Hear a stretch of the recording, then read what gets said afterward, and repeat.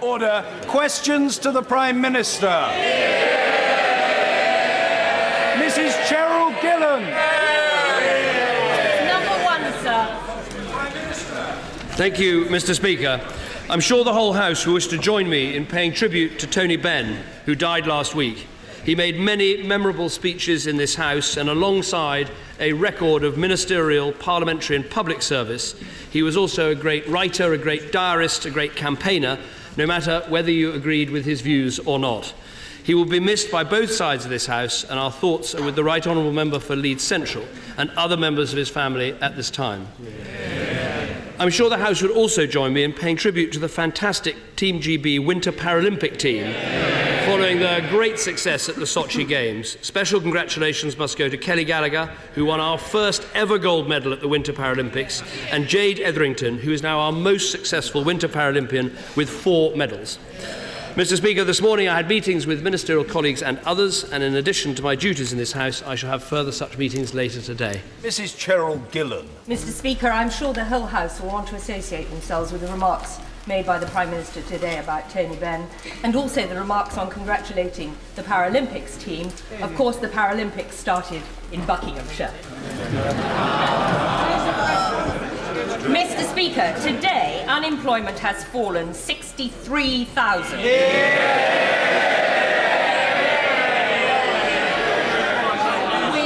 youth and long-term unemployment also falling. And this has been evident in Chesham and Amersham, where we have seen growth in the private sector continue. Does my right honourable friend agree with me that we must sustain this growth by continuing to tackle the deficit, support industry, and continue with our long-term economic... My right honourable friend, first of all, is absolutely right about Buckinghamshire's link with the Paralympic Games and the flame from Stoke Mandeville that came to number 10 Downing Street recently. She's also absolutely right about these unemployment figures. They show employment going up, they show unemployment coming down, a record number of people in work in our country, a record number of women in work in our country, and youth unemployment coming down too. I think what is particularly remarkable over the last quarter is private sector employment has gone up by 118,000. Public sector unemployment has gone down by just 13,000. So 10 times more jobs created in the private sector. But the important thing here is what this means for Britain's families. It means for millions of people a pay packet, the chance of work, the chance of dignity, the chance of stability and security. And I hope it will be welcomed across the House.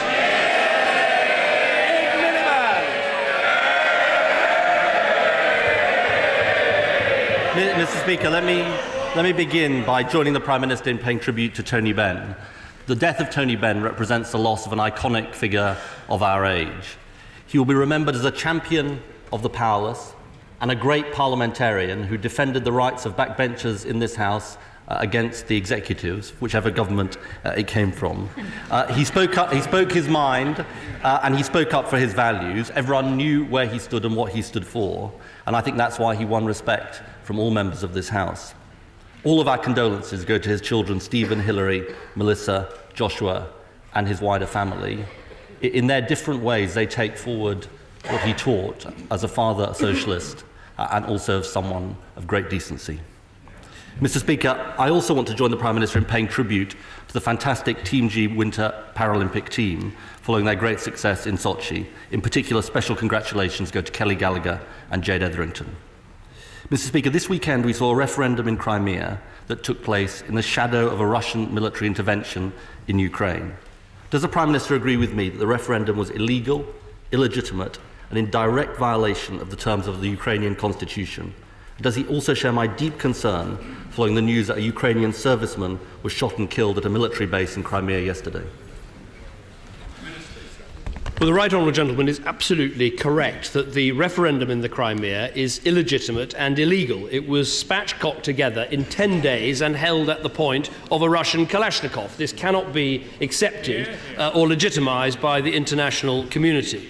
I think we should be absolutely clear about what has happened here. This is the annexation, effectively, of one country's territory by another country, and we must be absolutely clear about our interests, which is to see a rules-based international system where countries obey the rules. And if we turn away from this crisis and don't act, we will pay a very high price in the longer term. So we should be clear that this referendum is illegitimate. We must be clear that consequences must follow, and we should work with our European partners and with the United States for a strong, consistent and robust response. Miliband. I thank the Prime Minister for that answer, Mr. Speaker. I'd like to ask him about the meetings that are coming up. The White House has indicated that their sanctions will be expanded, and I'm sure the whole House will support the idea that the list of Ukrainian and Russian officials targeted by asset freezes and travel bans will also be extended at the EU Council meeting tomorrow. Can I ask the Prime Minister to tell the House the circumstances in which he'll be supporting also additional wider economic and trade sanctions on the Russian Federation? Well, as we discussed previously in the House, the European Union set out some very clear triggers. We said that if the Russians did not take part in a contact group with the Ukrainian government to take forward discussions, then asset freezes and travel bans should follow. Those have been put in place at the Foreign Affairs Council on Monday, and I believe further action on that front should be taken at the European Council of Ministers, which I'll take part in on Thursday. I also think we should be responding to the fact of this annexation. That we said that if there was further action to destabilise the Ukraine, and this annexation is that action, further consequences need to follow. We need to set that out on Thursday in concert with our European partners, and at the same time, I think we need to put down a very clear warning that if there was further destabilisation, for instance going into the eastern Ukraine in any way, then we would move to a position of the sorts of economic sanctions that we discussed in the House last week. Miliband. Well, Mr. Speaker, the Prime Minister should know that from this side of the House, he will have our support for the toughest possible diplomatic and economic measures against the Russian Federation, given the totally illegitimate actions that they have taken. I also welcome the announcement yesterday that the G7 allies will gather next week in The Hague. Mr. Speaker, given Russia's actions, it seems inconceivable that they can remain in the G8. So does the Prime Minister now agree that this meeting of the G8 should go further and explicitly decide to suspend Russia from the group of G8 advanced economies? Well, I was one of the first people to say that I thought it was unthinkable for the G8 to go ahead as planned. We were one of the first countries to suspend all preparations for that G8, and I strongly support the G7 meeting of countries that will take place on Monday. I think it's important we move together with our allies and partners, and I think we should be discussing whether or not to expel Russia permanently from the G8 if further steps are taken. That's the meeting we'll have on Monday, and I think that's the right way to proceed. Dr. Julian Huppert. Thank you very much, Mr. Speaker. Can I add my words to the support that's been given to Tony Benn? He was a great man. It was my pleasure to work with one of his sons for a number of years on science policy, Stephen. Been with him. Mr. Speaker, lifting the income tax threshold to £10,000 so far has lifted 2.7 million people, poorly paid people out of paying any income tax, making a difference to them. Is the Prime Minister pleased he abandoned his pre-election objection to this and is implementing an excellent Lib Dem policy? What I think the honourable gentleman, who always brings the House together in his usual way, what I'm sure we can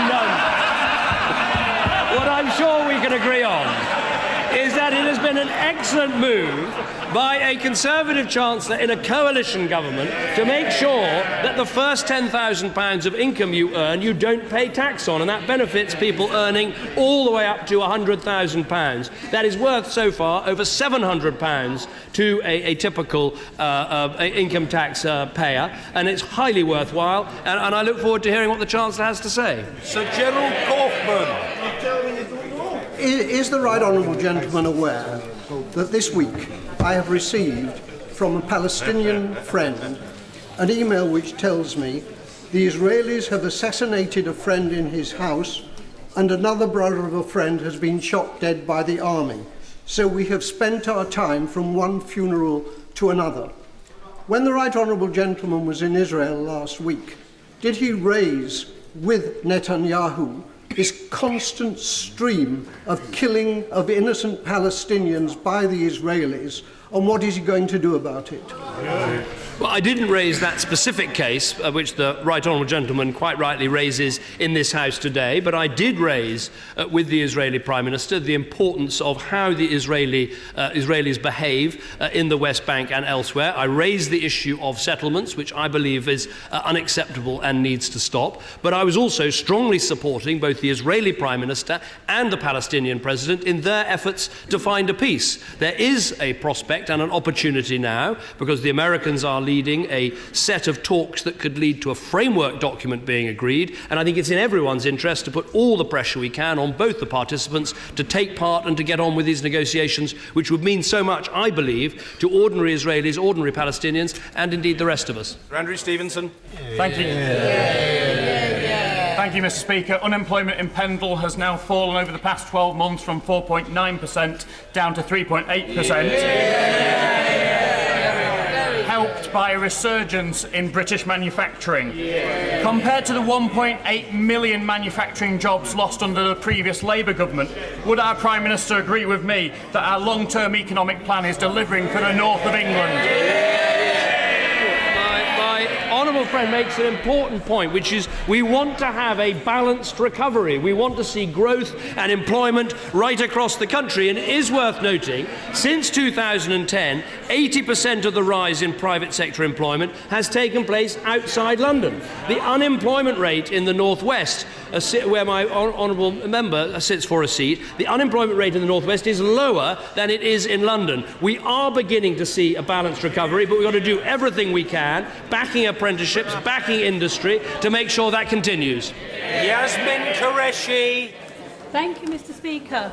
Primadose was a drug given to women to determine pregnancy in the 60s and the 70s, the potency of which is 18 times of the morning after pills. As a result, thousands and thousands of babies were born with deformities. There has never been, up to now, a public inquiry or compensation for these victims. Would the Prime Minister meet with me and my constituent Nicola Williams and the representative of the Victims Association to discuss this? Well, I'm very happy to look at the case that the Honourable Lady mentions. Clearly, this is an important issue. Anyone who's had a disabled child knows the enormous challenges that that brings, and I'm very happy to look at the case that she raises and get back to her about it. Sir Alan Hazelhurst.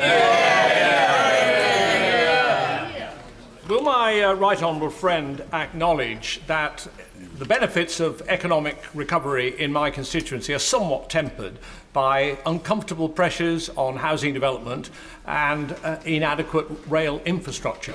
And notwithstanding the need for these matters to be dealt with quickly, is it not increasingly clear that there's a need to do more to stem the continuing flow of population to the southeast by imaginative measures which will spread the benefits of recovery throughout all regions of the country? I think my honourable friend makes an important point. As I said, we want a balanced recovery. Our long-term economic plan is working. An important part of that long-term economic plan is the infrastructure investment that we're making. Obviously, HS2 is important in rebalancing between north and south, but let's be clear, we're spending 3 times more on other transport schemes in the next Parliament as we are on HS2, and that includes projects like rail electrification to Bristol, Nottingham, Sheffield, and between Liverpool and Manchester.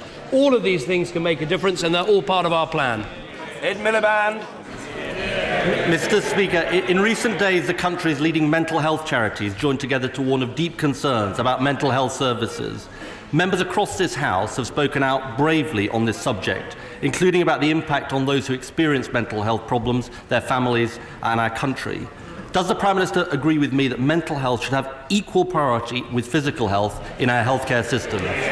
Well, first of all, let me agree with what the right honourable gentleman said about the debate that took place in this House about mental health, where I read the debate carefully and thought a number of honourable members took some very brave and bold steps to talk about issues and problems in their own lives, and I thought that was an incredibly brave and right thing to do. In terms of whether mental health should have parity of esteem with other forms of healthcare, yes, it should, and we've legislated to make that the case.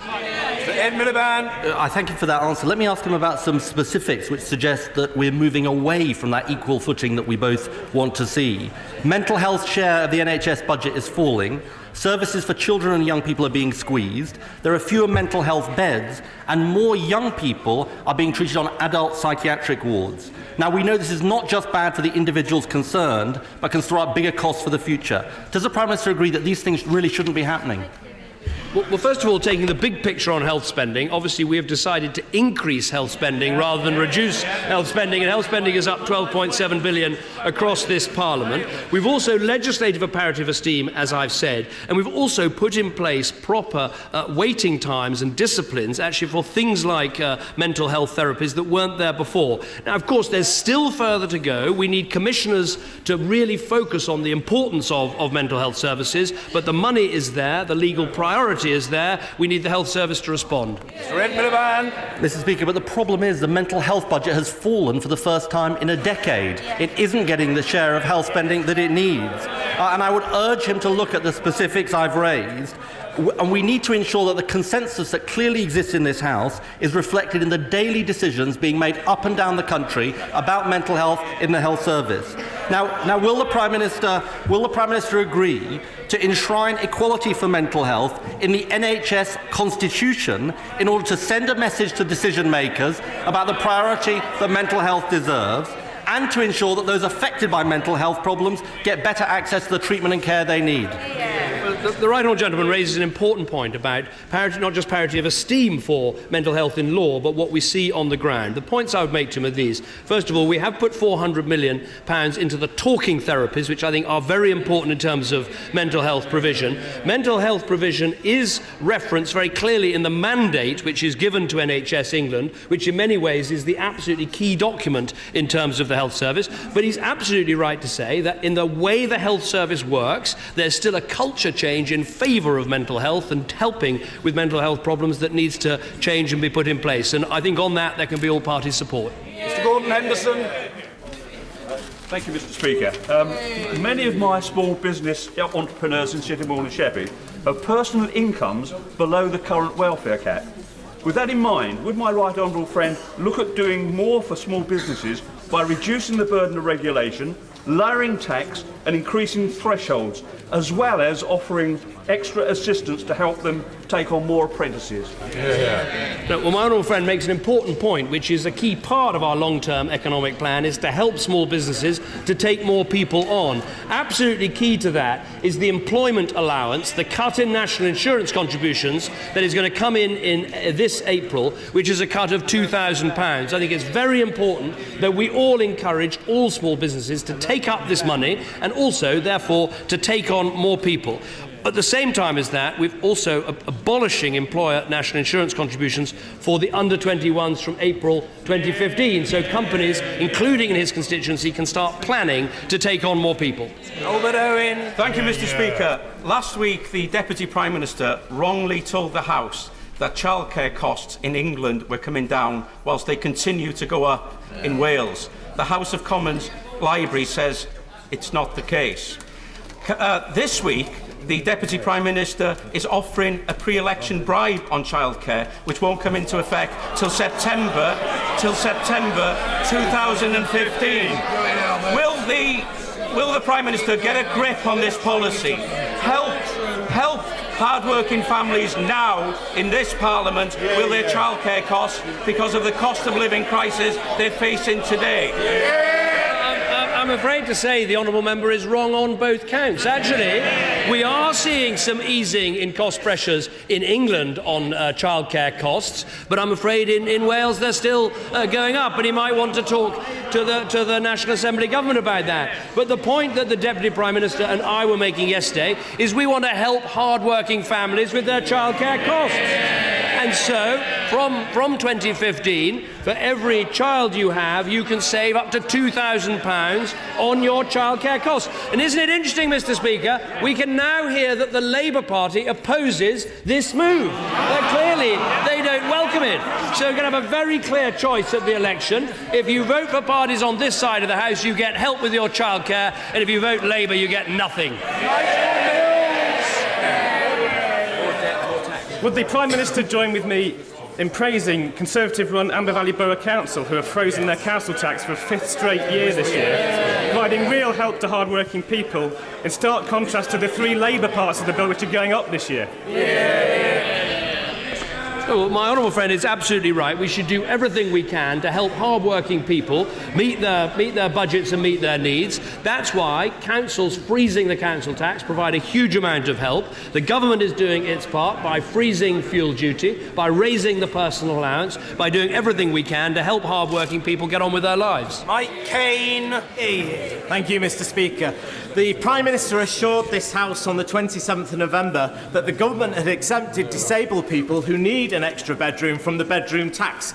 Does he think it's right that my constituent, Mr. Gunning, who has to pay the tax with his disability living allowance, has to pay it because he lives in Tory Trafford? What I said to the House was absolutely correct, and I'm happy to repeat that again today. But there's also, obviously, the discretionary housing payments that are there for local councils in order to deal with difficult cases, and I'd recommend he takes that up with the council. Bob Stewart. Thank you, Mr. Speaker. Russia is not just expanding into the Crimea, but also its ships, submarines and aircraft are increasingly appearing off our shores.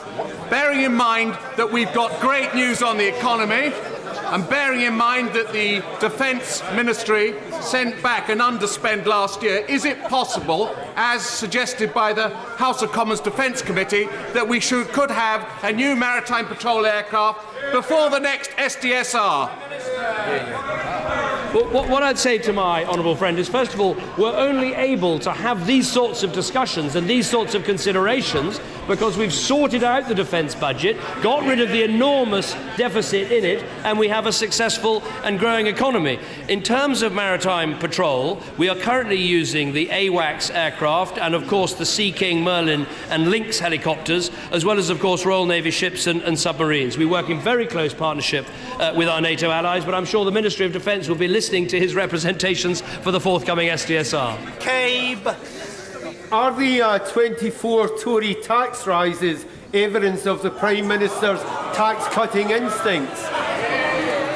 This is a great Labour campaign. I spotted it this morning, which is they have enumerated a number of tax increases that we had to put in place in order to deal with the deficit. Now, just to remind people, we said it was right to deal with the deficit with 80% spending reductions and 20% tax increases. There's a problem, though, with this Labour campaign. When the spokesman was asked, would you change any of these tax increases?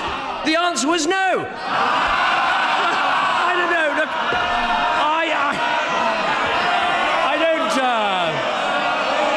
I'm not the world's biggest expert in campaigns, but I'd say that was a bit of a turkey. Thank you, Mr. Speaker. I welcome the Prime Minister's help for those hit by flooding, but I'm told this only applies to areas affected since December. My Redcar constituency had its worst ever flooding last September. Will he visit the area and will he extend his help to the homes and businesses who are still suffering? I absolutely understand the honourable gentleman's concern because the sea surge that took place at Redcar and across Teesside last September were some of the worst floods that have been seen in the area for a long time. What is absolutely key is we improve the seawall to protect properties in Redcar from future flooding. And my understanding is, working with partners, there is actually a £30 million investment going ahead across 3 kilometres of coast, which will protect something like 1,000 homes. Obviously, there may well be more that we need to do, and I'm very happy to discuss that with him. Mary Glindon. Yeah, you're too far north. In 2010, the Chancellor said the budget deficit would be eliminated by 2015. What went wrong? What we said we'd do is we said that we'd cut the deficit, and we've cut the deficit. We said we'd get Britain back to work, and we're getting Britain back to work. We said we wanted a private sector-led recovery, we've got a private sector-led recovery. She asked what went wrong. I can give it to you in one word. Labour. Christopher Pincher. Mr. Speaker, this week BMW announced that they're coming to Tamworth and bringing with them 100 skilled new jobs. And that's on top of the hundreds of new jobs which are already in the pipeline. When he's next in the Midlands, which is the manufacturing heart of our country, will my right honourable friend drop into Tamworth, commend our LIP and Tamworth Borough Council for helping deliver our long-term economic plan and make Tamworth the place in the Midlands to do business? Well, I'm always delighted to visit Tamworth, not least to pay homage to the statue of Sir Robert Peel. So very happy to come back and do that. It's important what he says about this manufacturing revival, because we really can see it now in the West Midlands with the news from Jaguar Land Rover, the new engine plant that is opening up, and also what he says about BMW as well, where we now see, I think it is 1 in 4 BMWs now with a British-made engine in. That is great news for what we want to see, which is more jobs making things, more jobs exporting things, and a manufacturing revival in the UK. Terry McCarthy. Mr. Speaker, can I first, speaking for myself, Madam Deputy Speaker, and the people of Bristol, who he served so well for 30 years, join with the tributes to Tony Benn and the condolences to his family. Mr. Speaker, Tony Benn was from a very privileged background, yet he spent his political life fighting for the working people. With the cost of living crisis, wages falling by £1,600 a year, people queuing at food banks, so much that requires the Prime Minister's attention, just why is it that he seems so obsessed with plans to bring back fox hunting by the back door for the benefit of a privileged few? First of all, can I join the Honourable Lady in paying tribute to Tony Benn as a constituency MP? He was always an incredibly busy backbencher and minister, but he never forgot about his constituents. And also, he was also very good with a friendly, helpful word for new backbenchers, whatever side of the House you happen to be on. And I'm sure many members like me experienced that from him. In terms of what we're doing to help the poorest in our country, the most important thing is getting people back to work. And the fact that we've now seen 1.7 million new private sector jobs under this government is the best way of helping people sustainably out of poverty. And as they come out of poverty, they're going to see a higher minimum wage and also the ability to earn more money before they pay any taxes at all. Those are the government's priorities. That's our long-term plan, and that's what you're going to hear about. Mr. John Whittingdale. Can I join my honourable friend in paying tribute to Tony Benn, whose ancestral seat of Stansgate is in my constituency of Malden, and where he was held in high regard by my constituents, even though they may not have agreed with his views. Is he aware, however, that today's figures show that unemployment in Malden has fallen by 27% since the last election? And does he agree that this is further proof that the Chancellor was absolutely right to ignore his critics opposite and to stick to his guns? Can I thank my honourable friend for what he said? Obviously, in the unemployment figures, as I said, there's good news about women into work, about young people into work, about falls in long-term unemployment, but it's also the largest annual fall in the claimant count, the number of people claiming unemployment benefit, the largest fall in that since February 1998. So this is a really important point about getting people back to work and giving people the chance of a job of dignity and security in their lives. That's what our economic plan's all about. Alison McGovern. Thank you, Mr. Speaker. At the weekend, a young woman from Eastham in my constituency, Sophie Jones, died of cervical cancer, leaving her family and friends bereft and unable to understand why she did not get the smear test that she asked for. Will the Prime Minister send his sympathies to her friends and family? And will he work with me to make sure, once we understand what went wrong, that we've got the right policies in place to make sure this doesn't happen to anyone else? No, I think the Honourable Lady is absolutely right to raise this case. Many of us will have read about it in the papers at the weekend. It seems an absolutely tragic case. We've made huge breakthroughs in this country under governments of both parties in terms of the screening of programmes that are available and the public health information that is available, but something seems to have gone wrong in this case. I'm very happy to look at it and to write to her about it and to seek any views that she has about it too. Mr. David Ward. Thank you, Mr. Speaker. Today's unemployment figures show a reduction in Bradford East of 14, which I concede is better than an increase of 14, but very disappointing nevertheless, and leaves us 9th highest still in the country. I recently visited a training provider in Bradford who said that there were 600 apprenticeship vacancies in Bradford. Is the Prime Minister confident that we are actually doing enough to ensure that young people in particular are aware of apprentices, apprenticeships, but also prepared to take those apprenticeships on. I think the honourable gentleman, my honourable friend, makes a very important point, which is you often find pockets of quite high unemployment right next to areas that have a lot of apprenticeships or jobs available. And I think there are two things we've got to get right here. One is we've got to make sure that more of our young people are leaving school with the key qualifications, including English and maths, that are absolutely vital to take on an apprenticeship. We need to stress that those subjects are vocational subjects and must be at the heart of education. And the second is we need to do more to explain to young people in school what is available in terms of apprenticeships and training. And that's exactly what our National Careers Service is going to do. Mr. Ian Murray. Thank you, Mr. Speaker. Are we really all in this together when the Prime Minister thinks that some public sector workers don't even deserve a 1% pay rise, while he signs off on bumper pay rises of up to 40% for his government's own special advisers? Doesn't that alone show that not only is the Prime Minister out of touch, but only stands up for his own privileged few?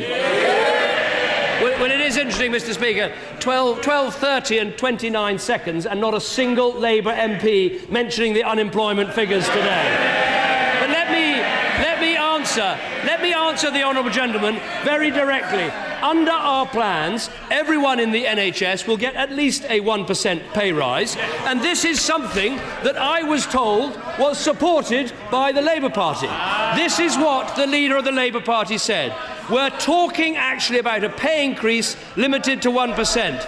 I say this Labour Party is going to face up to those difficult choices we have to make. How long did that one last? Confronted by a trade union campaign, he demonstrates once again his complete weakness and unfitness for office.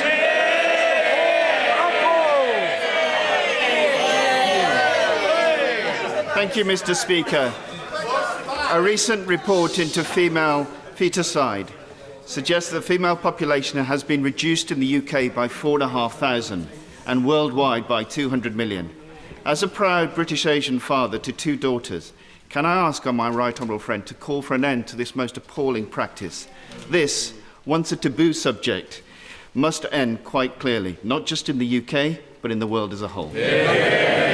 Well, my right honourable friend is absolutely right about this. It is a simply appalling practice, and I think there are areas like this, like female genital mutilation, like forced marriage, where we need to be absolutely clear about our values and the messages that we send, and that these practices are unacceptable. The government has made clear that abortion on the grounds of gender alone is illegal. The Chief Medical Officer wrote to all doctors on the 22nd of November last year, reminding them of their responsibilities. I'm meeting with the Chief Medical Officer this afternoon, and I will raise this issue with her, and I think it's absolutely right of my honourable friend to run this campaign. Order. Order.